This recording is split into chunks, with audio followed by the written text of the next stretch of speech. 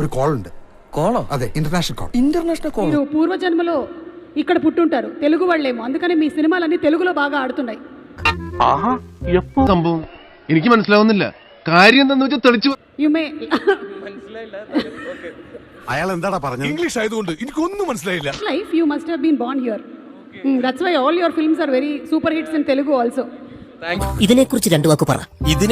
Thank you Telugu audience. Thank you everyone for being here and yes it's my third time in Hyderabad. എന്താ അത്? ikkada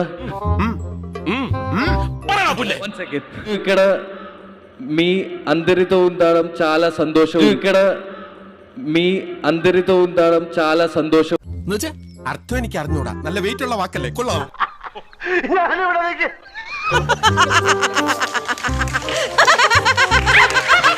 എന്താ